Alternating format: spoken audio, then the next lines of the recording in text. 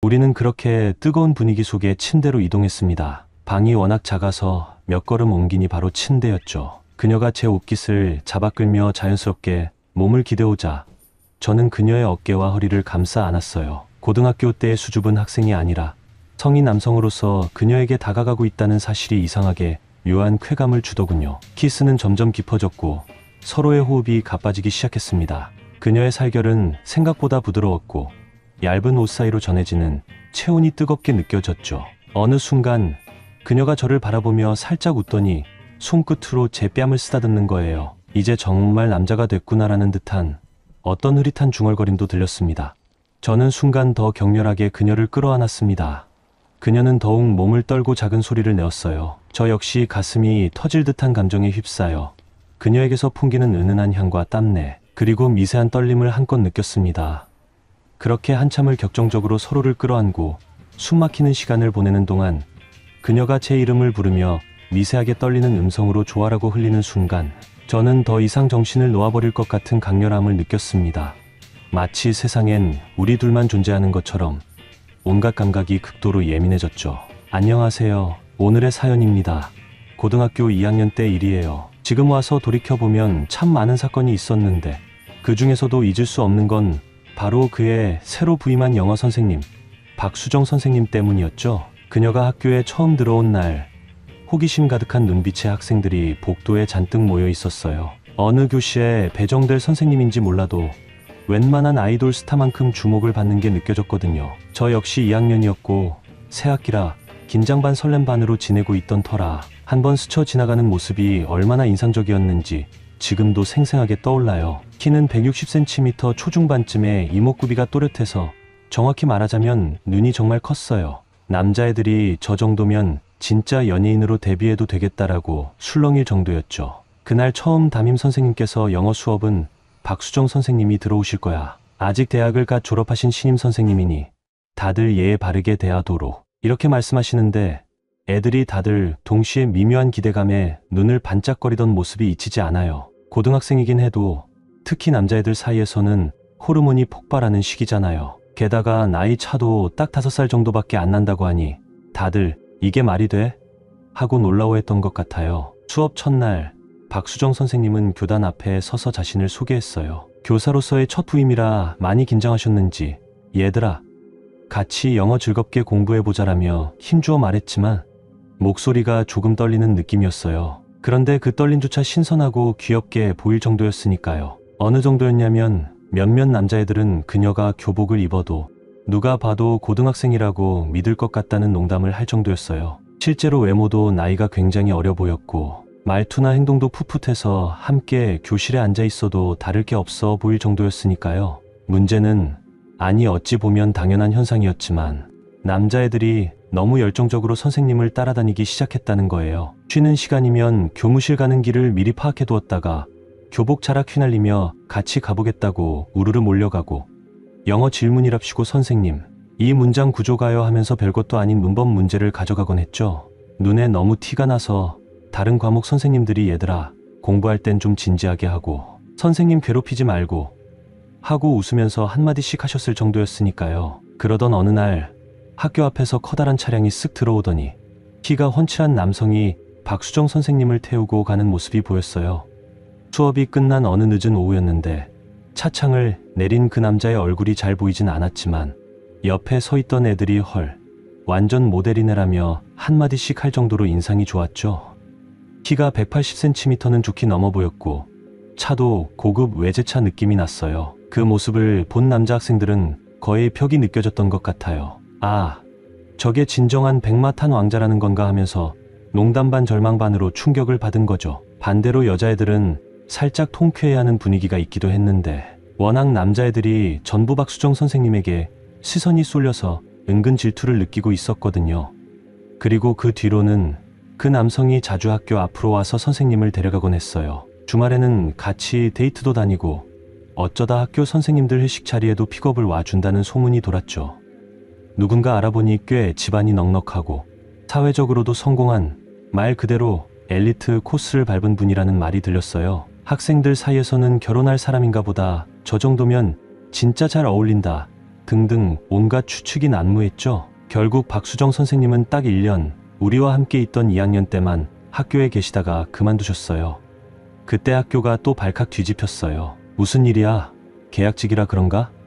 이런 이야기도 돌았지만 결정적으로 제일 유력했던 소문은 남자친구 집안이 너무나 잘 나가는데 곧 결혼도 준비하고 있고 집안 측에서 교사 일을 그만두는 게 좋겠다고 했다는 거였죠.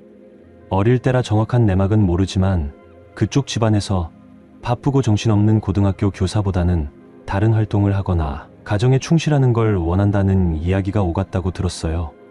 아무튼 그렇게 우리의 여신이 사라지고 우리는 어느덧 고3이 되었어요. 3학년이 되니 정말 공부에 올인해야 하는 시기가 찾아오잖아요. 그래서 더는 연애 감정이니 호기심이니 할 겨를이 없었어요.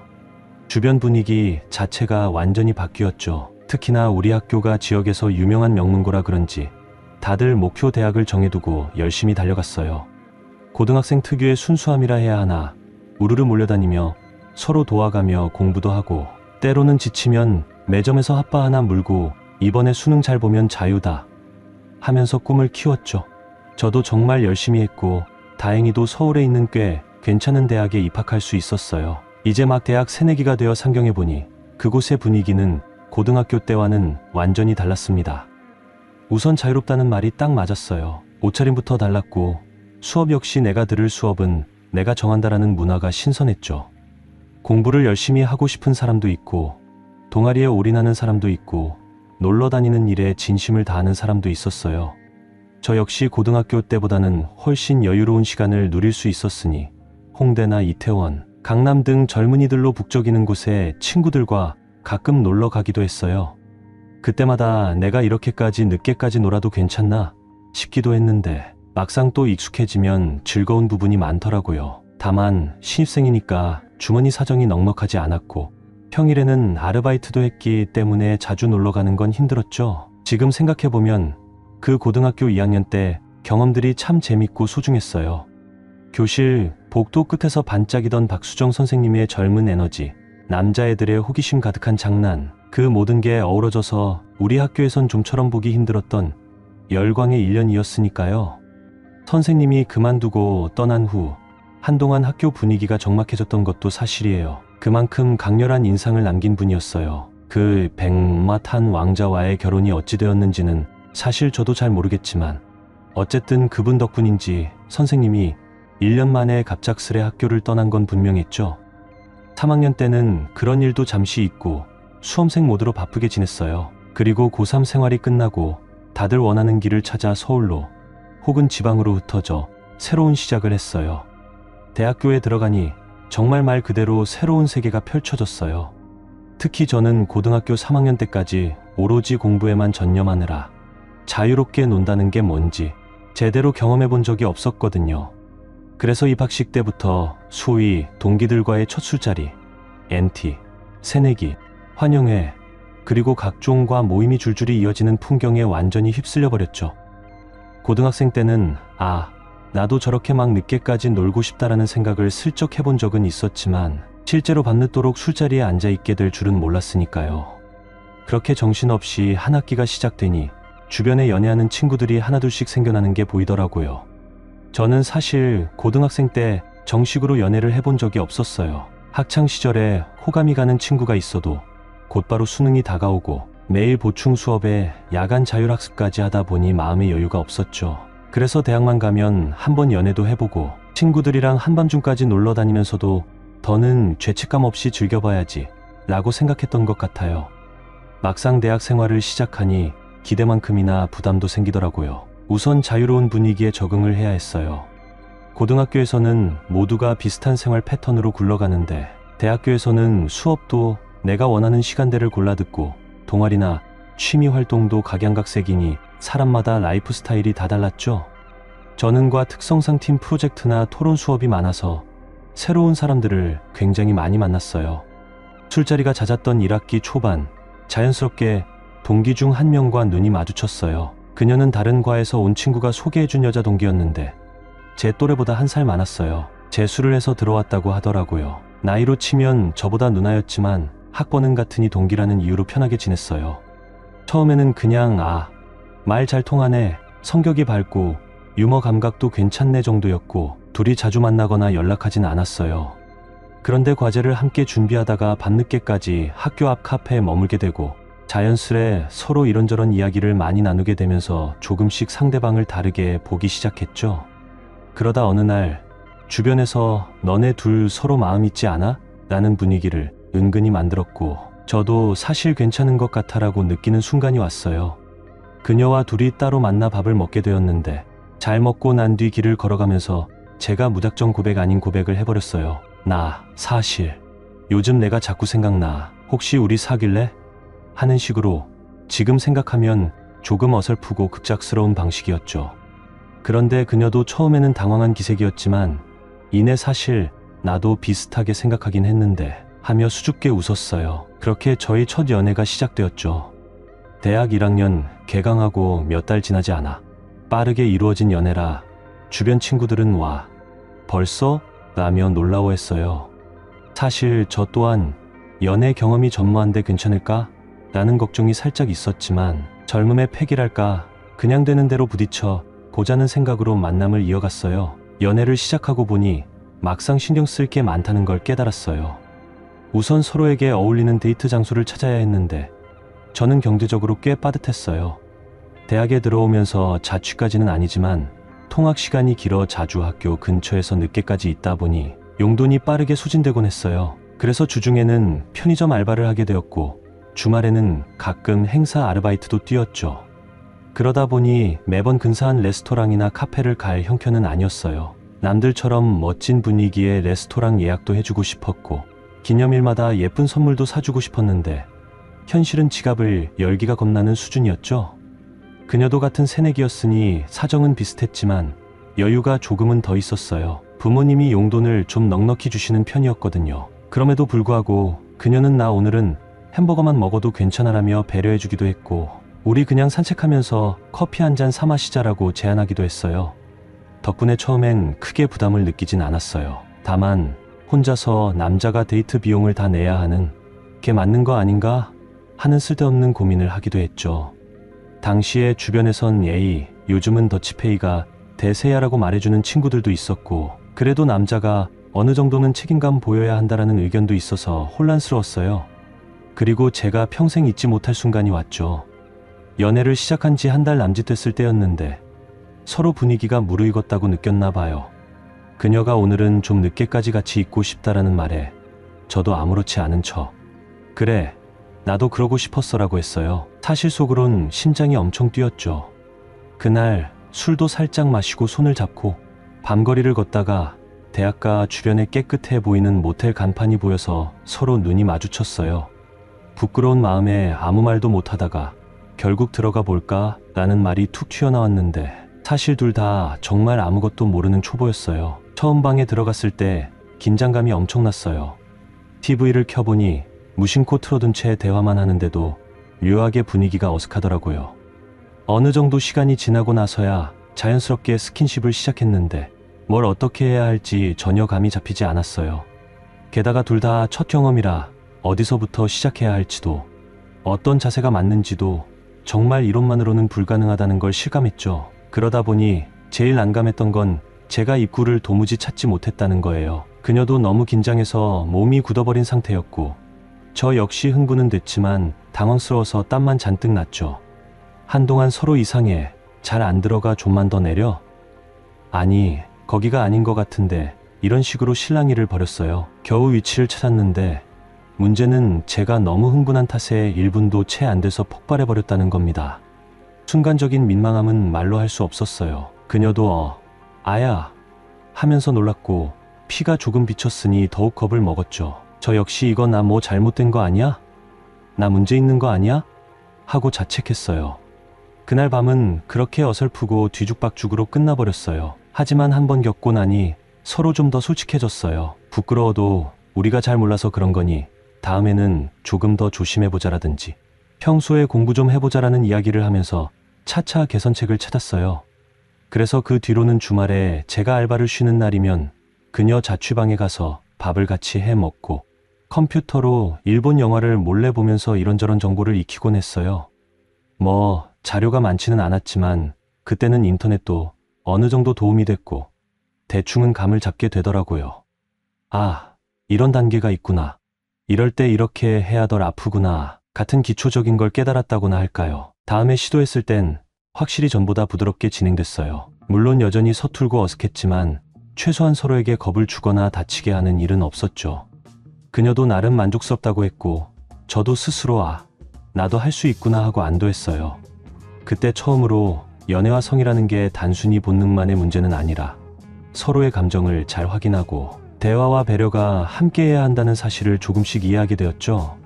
하지만 그렇게 점차 서로에게 익숙해지고 함께 보내는 시간이 많아지면서 다른 문제가 생겼어요. 바로 그녀의 지나친 간섭과 질투심이었어요. 사실 저도 나름대로는 친구들과 어울리는 걸 좋아하는 편이고 그래서 과 여학생들과도 꽤 두루 친하게 지냈어요. 같이 팀 과제를 하다 보면 자연스럽게 모여서 밥도 먹고 카페에서도 이야기하게 되거든요. 제가 큰 의도가 있어서가 아니라 그냥 동기니까 친하게 지내자라는 생각이었죠. 그런데 그녀는 처음엔 친구들이랑 잘 지내는 것 같아 보기 좋다고 하더니 시간이 흐르자 조금씩 태도가 달라졌어요. 오늘 누구랑 밥 먹었어? 왜 또 같은 과 여학생이랑 같이 있어? 혹시 나 말고 다른 여자한테 관심 있는 거 아니야? 이런 식으로 사소한 일에도 집착을 보이기 시작했어요. 게다가 저와 별다른 감정 없이 친하게 지내던 여자 동기에게도 의심을 품는 것 같았어요. 한 번은 학식에서 줄을 서는데 그 여자 동기가 우연히 제 앞에 서 있어서 그저 인사만 했는데도 그녀가 뒤에서 질투 어린 시선으로 노려보는 게 느껴질 정도였죠. 처음에는 제가 아냐, 정말 별 생각 없어, 그냥 같은 과 동기하라며 달랬어요. 그녀 역시 한번 화를 내고 나면 그 다음에는 울면서 미안해, 나도 신경이 예민해졌나 봐라고 풀어지곤 했어요. 그런데 이런 상황이 반복되다 보니 점점 저도 피곤해졌어요.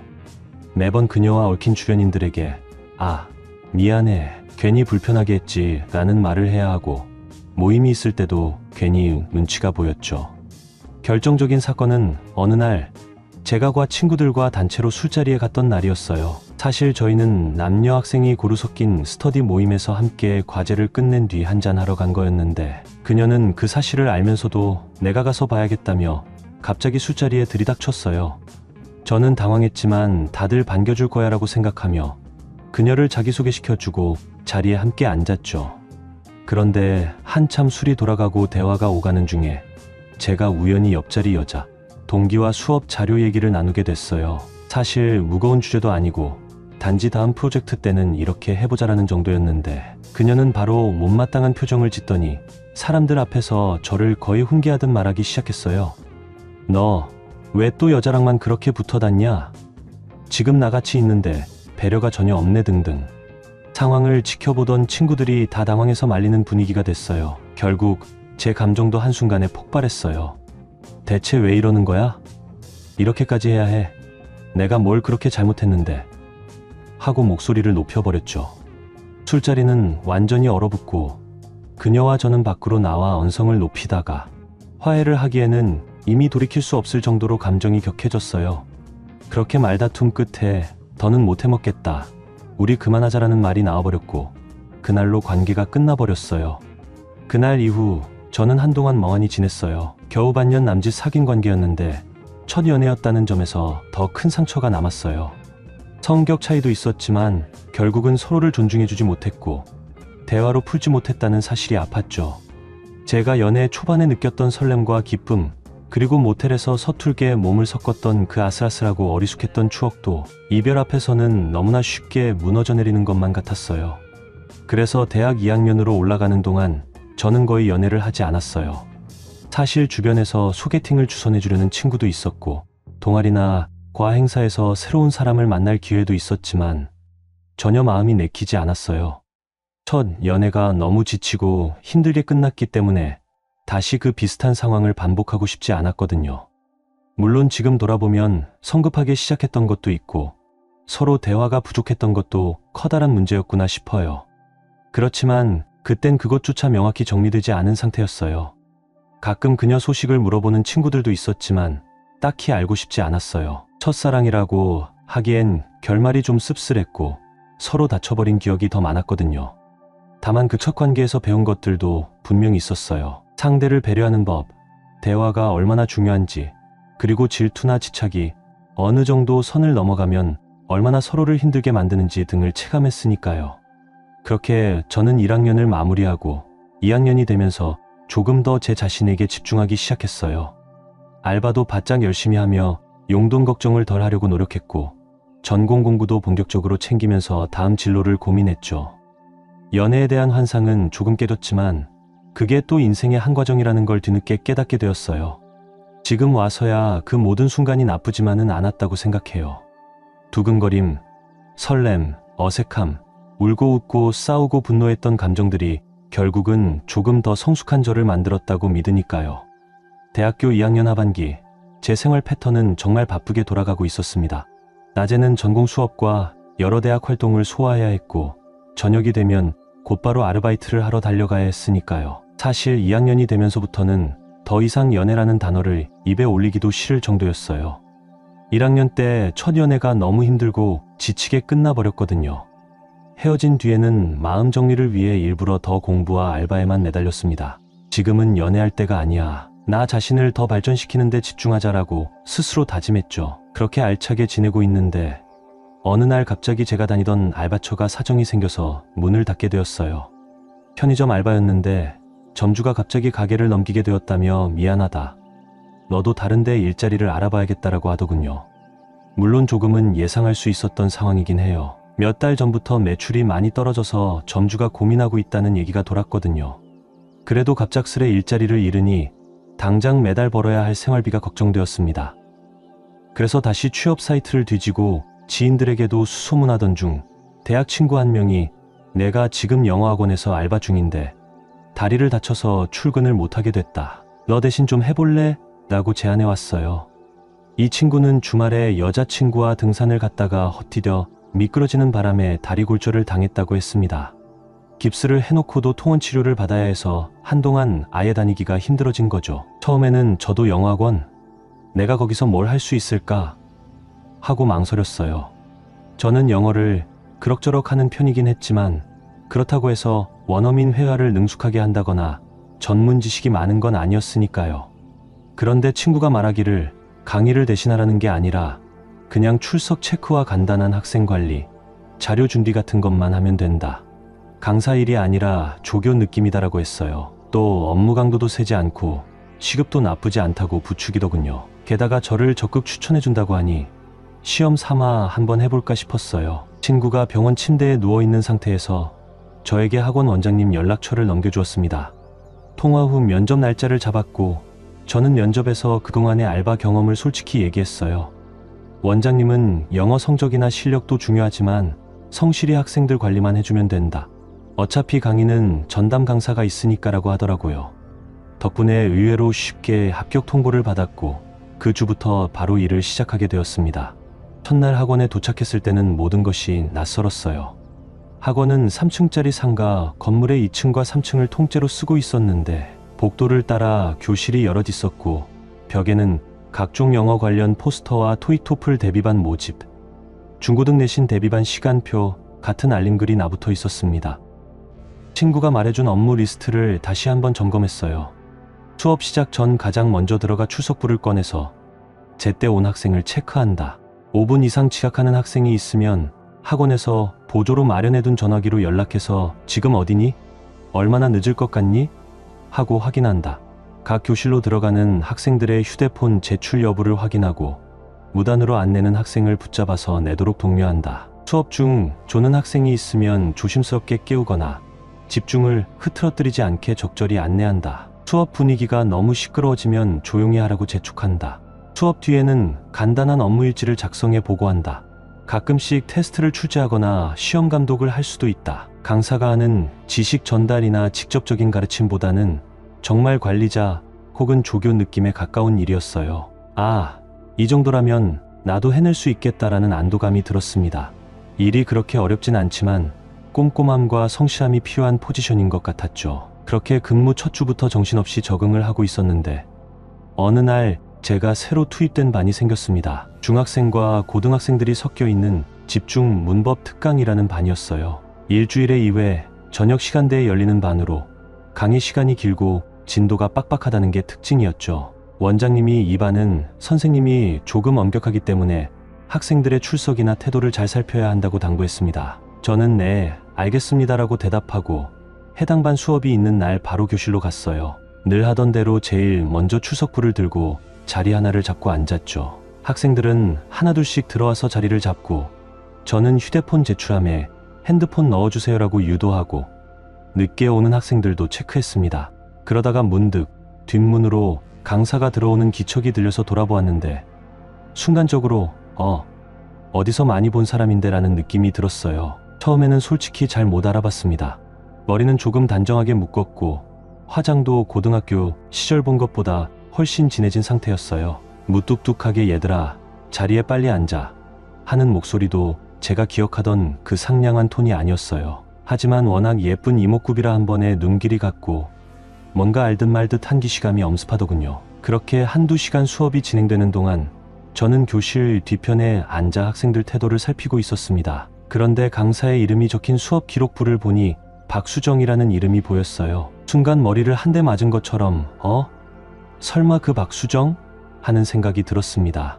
박수정이라는 이름은 흔할 수도 있지만 제게는 너무나 특별했던 이름이었죠. 고등학교 2학년 때 불과 1년 만에 부임했다가 결혼 준비 문제로 곧바로 떠나버렸던 그 여신 선생님, 박수정 선생님이 떠올랐어요. 키는 작지만 눈이 크고 귀여운 듯 하면서도 차분한 이미지를 갖고 있던 그분이 말이에요. 그때 남학생들 사이에서는 정말 센세이션 그 자체였고 백마탄 왕자라 불리던 남자친구가 매일 학교 앞에 픽업을 오곤 했었죠. 그런데 지금 제 앞에 있는 박수정 선생님은 제가 기억하던 모습과는 사뭇 달랐습니다. 우선 얼굴에 피곤함이 역력해 보였어요. 살짝 야위기도 했고 무슨 이유에서인지 표정이 밝지가 않았죠. 학생들에게 빨리 집중해, 농담할 시간 없어라고 짧게 말하는 태도도 예전에 제가 수업 받을 때 봤던 언제나 미소 띠며 우리에게 영어를 재밌게 가르치려던 그 모습과는 거리가 멀어 보였어요. 수업이 끝나고 학생들이 우르르 나간 뒤 저는 교실 뒷정리를 하면서 슬쩍 그녀를 쳐다봤어요. 선생님, 수고하셨습니다